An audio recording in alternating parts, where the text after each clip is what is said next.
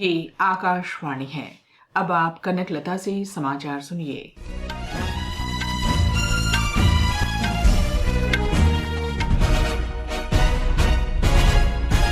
प्रधानमंत्री नरेंद्र मोदी ने भारत की अर्थव्यवस्था के वैश्विक मंच पर आगे बढ़ने की सराहना की है। उन्होंने सोशल मीडिया पोस्ट में मेक इन इंडिया की झलक दिखलाते हुए बताया कि भारतीय साइकिलों की दुनिया भर में मांग बढ़ रही है। ब्रिटेन, जर्मनी और नीदरलैंड्स में इसका निर्यात बढ़ा है। पोस्ट के अनुसार बिहार में बने जूतों का इस्तेमाल अब रूसी सेना कर रही है। इतना ही नहीं, क्रिकेट विश्व कप का समय नजदीक आते ही कश्मीर में बने बल्ले की मांग बढ़ने लगी। वहीं अमेरिकी बाजार में अमूल अपने उत्पाद उतारकर भारत के अनूठे स्वादों को दुनिया भर में पहुंचा रहा है। भारत की यूपीआई प्रणाली अब वैश्विक बन गई है। भारत और रूस के एक संयुक्त उद्यम से बनी ब्रह्मोस मिसाइलें अब दक्षिणी चीन सागर में तैनात हैं। इसके अलावा अमेजॉन की ब्लैक फ्राइडे और साइबर मंडे बिक्री में भारतीय उत्पादों का दबदबा है, जो इसके प्रति वैश्विक अपील को दर्शाता है। केंद्र सरकार ने संसद के बजट सत्र से पहले रविवार को सर्वदलीय बैठक बुलाई है। बैठक के दौरान सरकार संसद के दोनों सदनों के सुचारू संचालन के लिए सभी राजनीतिक दलों से सहयोग का अनुरोध करेगी। बजट सत्र इस महीने की 22 तारीख से 12 अगस्त तक चलेगा। बजट 23 जुलाई को प्रस्तुत किया जाएगा। ये नरेंद्र मोदी सरकार के तीसरे कार्यकाल का पहला बजट होगा। ओमान के तट पर एक तेल वाहक जहाज डूबने से 13 भारतीय और श्रीलंका के 3 नागरिकों सहित चालक दल के सभी 16 सदस्य लापता हैं। ओमान के समुद्री सुरक्षा केंद्र के अनुसार प्रेस्टेज फाल्कन नाम का ये जहाज ओमान के औद्योगिक बंदरगाह दुकम के पास डूब गया। ये जहाज यमन के अदन बंदरगाह की ओर जा रहा था।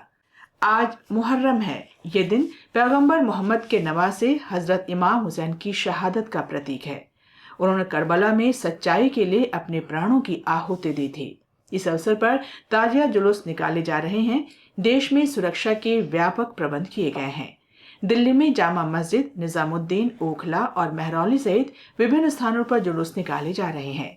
तेलंगाना में ताजिए जुलूस निकाले जा रहे हैं। हैदराबाद और सिकंदराबाद के विभिन्न हिस्सों में कड़ी सुरक्षा के बीच निकाला जा रहा पारंपरिक जुलूस करबला मैदान में समाप्त हो जाएगा। प्रधानमंत्री नरेंद्र मोदी ने आज आषाढ़ एकादशी के अवसर पर लोगों को बधाई दी है। सोशल मीडिया पोस्ट में श्री मोदी ने कामना की कि भगवान विट्ठल की कृपा से समाज में खुशी और समृद्धि बनी रहे। स्वास्थ्य मंत्री जगत प्रकाश नड्डा ने आज नई दिल्ली में केंद्रीय औषधि मानक नियंत्रण संगठन के अधिकारियों के साथ समीक्षा बैठक की। बैठक के दौरान स्वास्थ्य सचिव अपूर्व चंद्रा और अन्य वरिष्ठ अधिकारी उपस्थित थे। केंद्रीय औषधि मानक नियंत्रण संगठन देश में औषधि, चिकित्सा उपकरणों और सौंदर्य प्रसाधनों की गुणवत्ता तथा सुरक्षा को नियंत्रित करता है। केंद्र सरकार ने नीति आयोग का पुनर्गठन किया है। रक्षा मंत्री राजनाथ सिंह, गृह मंत्री अमित शाह, वित्त मंत्री निर्मला सीतारामन और कृषि मंत्री शिवराज सिंह चौहान को आयोग में पदेन सदस्य के रूप में शामिल किया गया है। प्रधानमंत्री आयोग के अध्यक्ष हैं और सुमन बेरी इसके उपाध्यक्ष हैं। Shri VK. Saraswat, professor Ramesh Chand, doctor VK. Paul और आनंद विरमानी आयोग के पूर्णकालिक सदस्य हैं। भारत के शौर्य बाबा ने अमेरिका के ह्यूस्टन में विश्व जूनियर स्क्वॉश चैंपियनशिप में कांस्य पदक हासिल कर लिया है। लड़कों के सिंगल सेमीफाइनल में शौर्य को मिस्र के मोहम्मद जकारिया ने 3-0 से हरा दिया।